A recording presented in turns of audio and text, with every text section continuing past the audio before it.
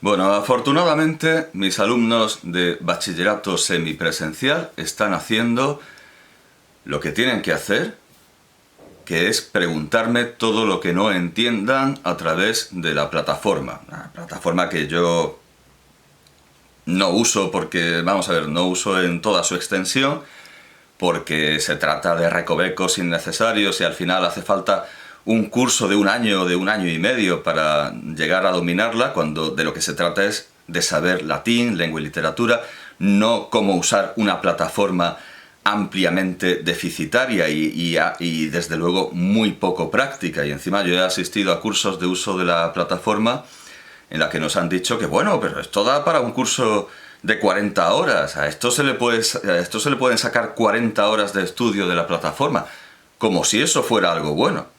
Una plataforma educativa que suministra contenidos educativos debería ser cuanto más fácil de manejar, mejor. De modo que yo solo uso de la plataforma y lo uso de manera bastante eficiente, creo yo, y llega a resolver todas las dudas imaginables y todos los problemas que se nos puedan ocurrir. Yo solo uso el correo.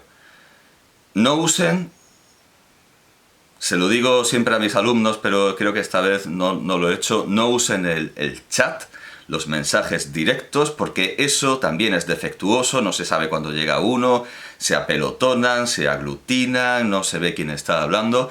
Usen solo el correo, que es la manera mínima y por lo tanto mejor y perfecta, la manera mínima de comunicarse de manera telemática, a distancia o virtualmente. Con el correo lo arreglamos todo. Por el correo se pueden enviar archivos, enlaces, como el enlace a este vídeo. Se puede trabajar absolutamente todo con el correo, sin necesidad de internarse en mayores complejidades, en los laberintos virtuales que son obra de gente que está ociosa, que está en un trabajo con demasiadas horas e intenta que los demás también las perdamos. Así que yo solo voy a usar el correo y me alegra mucho que mis alumnos que mi alumnado esté usando el correo para hacerme llegar sus preguntas, y yo he decidido contestarlas de manera directa, de manera verbal y visual, entre otras cosas para que vean que debajo de la mascarilla no tengo tentáculos, ni colmillos aguzados, ni lengua bífida, ni una espiral que absorba el dolor. Me ha salido un grano, eso sí, pero eso no entra en los anales de la teratología. Es importante que sepan los alumnos que sus profesores son humanos, a pesar de presentarse como el Bane de las pretenciosas películas de Christopher Nolan de Batman, que tanta influencia política han tenido. Es importante que sepan esto. Yo soy un humano como imagino que son ellos, pero bueno, eso lo confirmaré cuando pida los vídeos de la disertación oral sobre un tema que consideren que dominan, porque no tiene sentido que yo les pida, como cometí un error el curso pasado cometí el error de evaluar esa sección de presentaciones orales que vale un punto. Cometí el error de pedir que se hiciera esa evaluación a través de una disertación, como sugiere la programación, sobre literatura. No era un tema que dominaban, con lo cual de ahí no puede salir un buen discurso. Es el principio de Catón el Viejo. Rem tene, verba sequentur. Ten la cosa. Tienes que saber de lo que vas a hablar y luego ya las palabras seguirán. Pero lo importante es dominar el asunto, tener la cosa. Si no, es imposible que salga un buen discurso. Si yo tengo que dar un discurso sobre los pingüinos, pero no sé una palabra sobre los pingüinos, por muchos cursos de dicción, retórica, enseñar a enseñar, aprender a enseñar, aprender a aprender, aprender a enseñar, no voy a dar un buen discurso, porque el discurso es sobre los pingüinos y yo no sé nada sobre los pingüinos. Bien, pues al margen de contestar a las preguntas, voy a hacer alguna observación que crea necesaria, y esto no es tanto la respuesta a una pregunta, sino a una observación que creo conveniente hacer.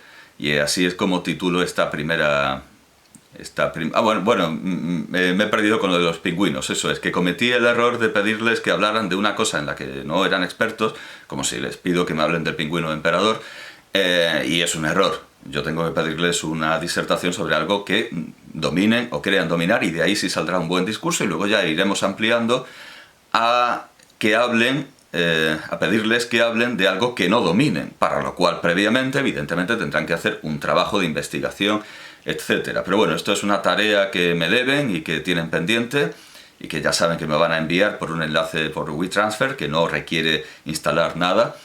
Y simplemente se lo recuerdo, que me deben esta tarea y que me importa para saber efectivamente si ustedes son humanos, son 3 personas, una mujer en realidad son 3 hombres, como el nuevo Premio Planeta, etc. Bueno, pues la primera observación que tengo que hacerles es que hablar bien no es ridículo. Yo he observado que muchos de ustedes pueden hablar perfectamente y están capacitados para hacer un discurso racional, bien estructurado, con una sintaxis, con una gramática perfecta e incluso con una dicción muy adecuada, pero no lo hacen por propia voluntad.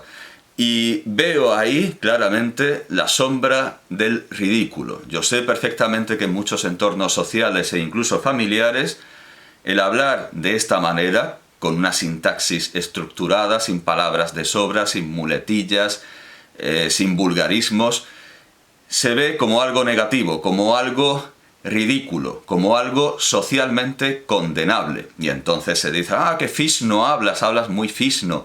O, bueno, o se ríen directamente, lo ven como, Josu, ¿cómo hablas? Ese tipo de cosas, ese tipo de estigmatizaciones. Porque quieren conservar una manera de hablar que les es peculiar y ante la novedad reaccionan violentamente, con agresividad verbal, con el ridículo, etc. Hay dos tipos de conservadurismo, hay 2 tipos de tradicionalismo. Están quienes quieren conservar las tradiciones porque funcionan. Pero hay también, y me temo que es una inmensa mayoría, hay también quien quiere conservar las tradiciones porque, a pesar de saber perfectamente que no funcionan, es lo único que saben hacer. Los letrados coreanos usaban la escritura china. La escritura china es muy difícil de dominar.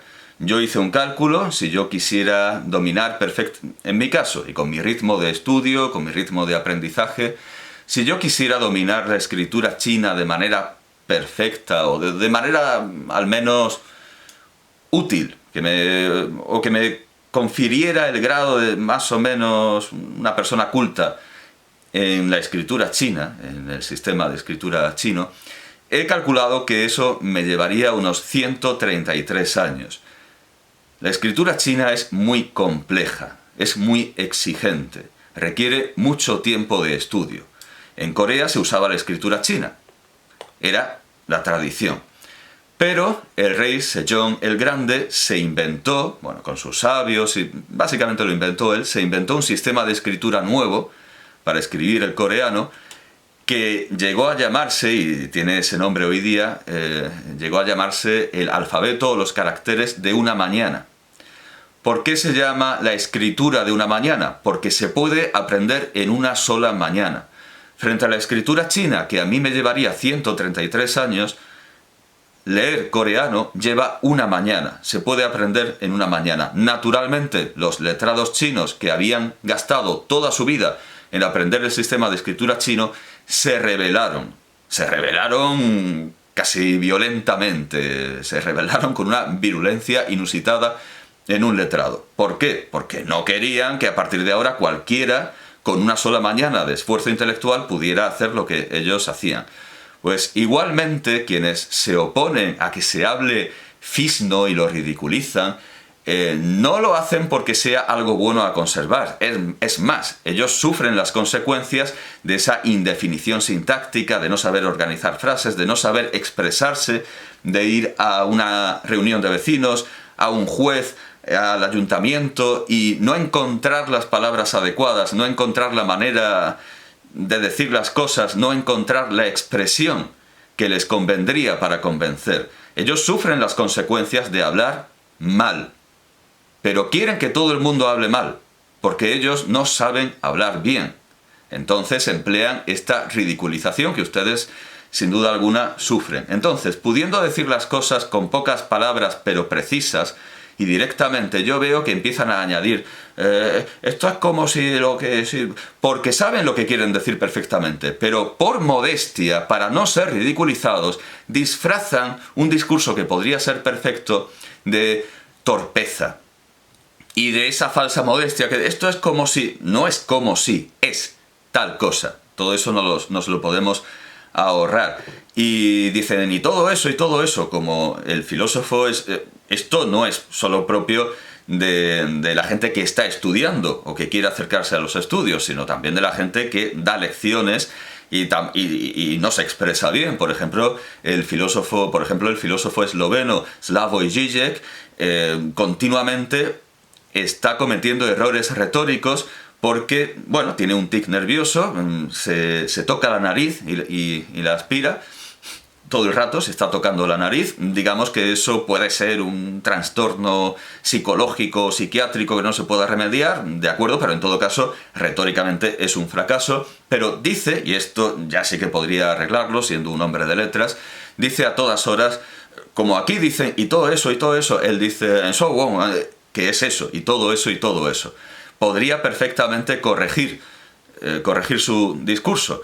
Pero bueno, no voy a entrar en las causas por las que un profesor como Žižek habla tan mal, tan rematadamente mal, por mucho menos a un político español lo llamaron farlopito. No voy a entrar en las causas de la mala dicción de ese profesor, porque a pesar de que habla mal, mucha gente encuentra lo que dice interesante. Pero ustedes, si llegaran a decir algo interesante en la manera habitual en la que están condenados a decirlo por la presión social, se avergonzarían y también evitarían decir cosas demasiado brillantes para no encontrar la censura, la crítica de sus compañeros o de incluso sus familiares, que no digo que lo hagan con mala intención, pero están inmersos en una presión social que hay que desvelar y hay que descubrir. Lo malo es que las autoridades, la Junta de Andalucía, viene en apoyo de estas fuerzas retrógradas, de estas fuerzas que no nos quieren hacer progresar, y dicen que tenemos que defender las hablas andaluzas. Bueno, vamos a ver, muy bien. Las hablas andaluzas hasta cierto punto, y ese punto es el punto en el que dejamos de entendernos, que eso es hablar bien. Hablar bien es hablar de manera que se entienda lo que verdaderamente queremos expresar. No que se nos entienda más o menos, sino que se entienda con precisión lo que queremos decir y no otra cosa. Eso es hablar bien.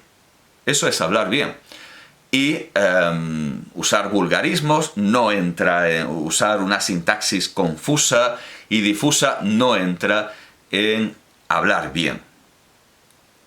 Yo entiendo perfectamente que por una cuestión política, el hablar bien, con una sintaxis bien organizada, se ha desprestigiado, se ha vinculado incluso con los discursos muy retóricos y muy ampulosos del franquismo, y al suceder durante el periodo socialista un estilo de discursos más llano, pero aún así correcto, la retórica, las palabras demasiado complejas se han desprestigiado. Pero además de eso, siempre está esa fobia, ese temor frente a lo que no se sabe dominar y que por lo tanto supera al hablante. Entonces, es la frustración y no el orgullo lo que hace a muchos andaluces que no saben hablar de otra manera, cuando se ven sobrepasados por un discurso demasiado técnico, demasiado profundo, demasiado culto, les hace arreglarlo todo con el andaluz es lo mejor del mundo, tracatrá, una cosa así, ¿verdad? Una cosa ridícula, folclórica, que se sabe perfectamente que no va muy lejos. Porque en una circunstancia como una clínica de neurocirugía, imaginemos un hospital universitario donde se está haciendo una operación neuroquirúrgica. Y un médico le dice a su compañero: vamos a practicar una craneotomía para evaluar el daño del lóbulo frontal. Y le dice su compañero o su compañera: eso es lo mejor del mundo, tracatrá. ¿Procede? No. Evidentemente no. Esa defensa de lo folclórico, de lo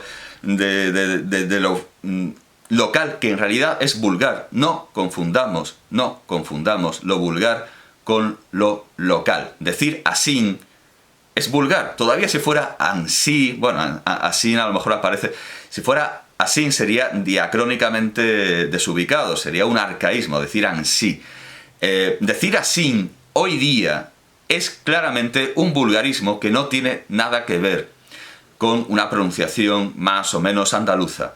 Porque comerse las S o pronunciar la C como una S, eso es fonológico. Eso es simplemente la realización más o menos aceptable de un sonido de la lengua castellana. Pero añadir una N es una diferencia fonemática, es decir, es otra palabra.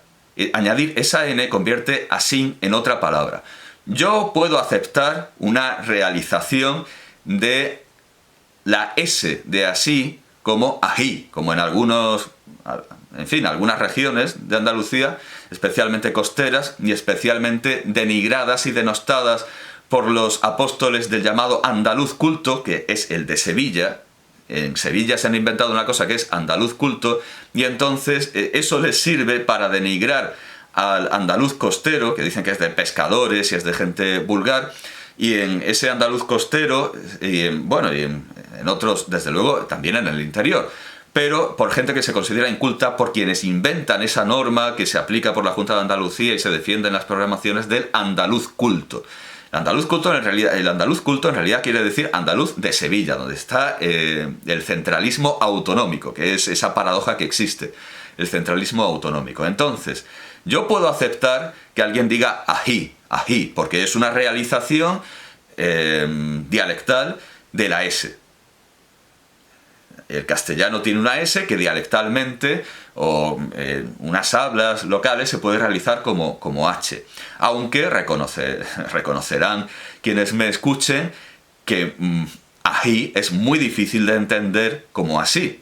Ahí ya estamos perdiendo el que nos entienda. Pero en así, esa N no es la realización de ningún fonema del español. Eso es...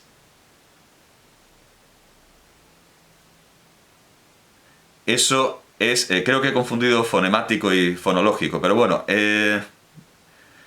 sí, eso es. No es una realización fonológica distinta de un fonema del español.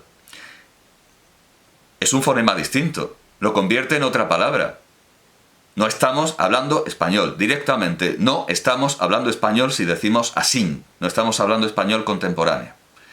Y lo que enseñamos nosotros es español contemporáneo. De hecho, yo por eso me salto las lecturas del CID, porque no me parece que ayuden en nada a crear una buena ortografía, crear unos buenos hábitos lectores en español contemporáneo, que es la asignatura que yo enseño. Yo no enseño castellano medieval, ni aragonés, ni navarro aragonés. Yo enseño lengua castellana actual y su literatura.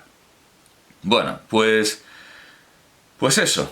Decir así es que ya no es ni local, es un vulgarismo. Y por contra, curiosamente, los mismos que dicen que Andalucía es lo mejor del mundo, tracatrá, los mismos que dicen esto, luego se ríen, es que son capaces de reírse cuando otra persona que no son ellos, en un contexto culto, utiliza palabras que ellos creen que son vulgares porque pertenecen a su acervo y a su mundo habitual. Entonces, cuando alguien usa una palabra castellana, castiza, perfecta, aurisecular, que podría haber usado Quevedo, que podría haber usado Góngora, se ríen cuando oyen una palabra como desatacar, zamarrear, porque piensan que como las han oído de boca de gente vulgar, sin estudios, etc., son vulgares e incorrectas. Demuestra que no tienen lecturas del Siglo de Oro, que no tienen lecturas de Benito Pérez Galdós, etc. Entonces, vamos a hacerle caso a una gente que no sabe lo que es correcto y lo que es incorrecto, que se ríe cuando se habla bien y se ríe cuando se habla bien porque es fisno, y se ríe cuando se habla bien también porque es vulgar y propio de albañiles, cuando se dicen alcotana, jaja, qué palabra más ridícula. Vamos a hacerle caso a gente que se ríe sin saber de qué. Y quiero recordarles el ejemplo de Pablo de Olavide. Pablo de Olavide da nombre ahora a un montón de calles, a una universidad. Todo el mundo habla bien de Pablo de Olavide como un andaluz ilustre, aunque naciera en Lima y fuera navarro de origen. Pero bueno, pasa como un orgullo de Andalucía, pasa por... Bueno, pues muy bien, ahora es un orgullo. Pero cuando Olavide vivía, los aldeanos ignorantes, no solo de Andalucía, sino también de Lima, porque en una gran ciudad como Lima también existe ese espíritu aldeano ignorante. Bueno, pero en el caso que nos atañe, en Andalucía, porque en Lima lo denunciaron por construir un teatro, porque gestionaba la obra pía, es decir, para obras religiosas, y construyó un teatro. Y eso lo vieron como obra impía, cuando curiosamente D'Alembert le reprocha a Ginebra. D'Alembert en su enciclopedia dice que D'Alembert y Diderot dicen que Ginebra es una ciudad bárbara, una ciudad muy inculta, una ciudad muy ignorante, porque no tiene teatro. El teatro es algo importantísimo para instruir a una ciudad, pero además en el ámbito español el teatro es algo plenamente católico, y además el dinero que se gana con el teatro va parcialmente, y esta es la gran justificación del teatro católico español, va a la beneficencia, va a obras de caridad, va a misiones benéficas, a misiones de beneficencia. Por lo tanto, no se puede decir que un teatro sea obra impía. Está ampliamente justificado que es obra pía. Bueno, pues lo denunciaron, vino aquí a Andalucía y aquí lo denunciaron ante la Inquisición, los vecinos de Baeza, básicamente de Baeza, de Andalucía, por tener libros, por leer libros, por pensar, todas esas cosas tan molestas para aquellos que no quieren cambiar. Entonces, si ustedes van a un instituto de secundaria y si ustedes quieren recibir educación, yo entiendo que quieren parecerse más a Olavide, que están en el equipo de Olavide, y no están con los aldeanos ignorantes que lo denunciaban a la Inquisición por tener libros, por pensar, por hacer cosas que ellos no podían entender ni querían, porque suponía un mundo completamente distinto a aquel en el que aquellos vivían. Pero ellos sabían perfectamente que su mundo era muy defectuoso. Y el mundo que traía de sus lecturas francesas, de sus lecturas latinas, Olavide, ese mundo que traía Olavide era mejor y era más parecido al nuestro. Y nadie podrá decir, creo yo, que hoy se vive peor que como vivía un aldeano en Baeza en el siglo XVIII. Sería muy ciego quien tal cosa hiciera. Entonces, arriésguense a adentrarse por caminos nuevos. Yo entiendo que a lo mejor ustedes yo entiendo que no quieran que se rían de ustedes en sus ámbitos familiares, de amigos. Vale, ahí pueden hablar como quieran. Pueden usar todos los vulgarismos, toda la sintaxis imprecisa que quieran. ¿Para qué? Para que no se rían de ustedes. Pues ese esfuerzo de adaptación que pueden hacer en un ambiente popular, tienen que hacerlo también en un ambiente académico, y en mi clase tienen que hablar con precisión, con palabras cultas, sin reírse de las novedades, sin ese espíritu melindroso y quejica frente a los platos nuevos que ustedes no conocen. Ya les dije, si ustedes van a Tailandia y quieren comer y no quieren morirse de hambre, no pueden aspirar a comer lo que les hace su madre en su casa todo el tiempo. Si solo van a comer en Tailandia lo que les hace su madre en su casa, se van a morir de hambre. Y es comida igualmente. Ustedes tienen que acostumbrarse a experimentar, a explorar, sin reírse, ni tener miedo, ni denunciar a la Inquisición ante quienes les trae una novedad que además ustedes aparentemente han pedido, porque si se han matriculado en mis clases es que quieren que yo les dé clase, no que les dé lo que siempre les han dado y llegue allí y diga la M con la A hace ma. Eso ya lo saben, o que les diga lo que ustedes quieran, o que les dé la razón y les diga que sí, ustedes tienen la razón en todo y lo saben todo, como cuando intentaron convencerme de que los cangrejos, que son decápodos, tienen, según ustedes, 4 patas porque eso les parece. Vamos a ver, si los cangrejos están catalogados como decápodos es porque tienen 10 patas. No me den lecciones. Si ustedes encuentran algo que racional o factualmente pueden demostrar que es cierto en contra de lo que yo les digo, bienvenidos sean, pero no intenten darme lecciones con sus supersticiones y con sus creencias. No crean que tienen razón en todo y hay que dársela siempre. Afortunadamente, en mi centro se respeta la autoridad del profesor. Sin embargo, en otros, si los alumnos se quejan a jefatura o a dirección diciendo que el maestro enseña cosas raras, enseña que los cangrejos tienen 10 patas, eso les da la razón jefatura y le ponen una amonestación al profesor, porque el cliente siempre tiene la razón y lamentablemente los alumnos legalmente en muchos planes de centro aparecen como clientes que tienen la razón. Vamos a ver, este negocio, al igual que la medicina, no se basa en que el cliente tiene la razón. De hecho, se dice entre las gentes populares, vas a saber tú más que el médico. Bueno, eso es un chiste de Gila. Me muero, calla, vas a saber tú más que el médico. Si el paciente llega al médico y contradice el diagnóstico, contradice el tratamiento... Me estoy tocando la nariz como Zizek, no debería haber hablado. Si al paciente le recetan, qué sé yo, si al paciente le recetan nitroglicerina para el corazón, pero él dice, no, pero yo creo que me va a ir mejor la Vicodina o la nicotina, o me va a ir mejor la aspirina, o cualquier estupidez que se invente. Cuando palme, no será culpa del médico. Y cuando suspenda a alguien que crea que tiene la razón en lugar del profesor, pues tampoco será culpa del profesor. En este negocio y en medicina, el cliente no siempre tiene la razón. A lo mejor le están, qué sé yo, inyectando sangre que no es de su grupo y lo dice, oiga, y entonces se comprueba. Pero en este negocio, a diferencia de otros, bueno, y muchos restauradores también se quejan de cuando un cliente les dice que el vino está picado y el vino está perfectamente. En algún negocio puede que el cliente siempre tenga la razón, pero precisamente la enseñanza y la medicina no se basan en eso. La enseñanza y la medicina, así que sean modestos y si ustedes quieren aprender, tengan actitud de aprender.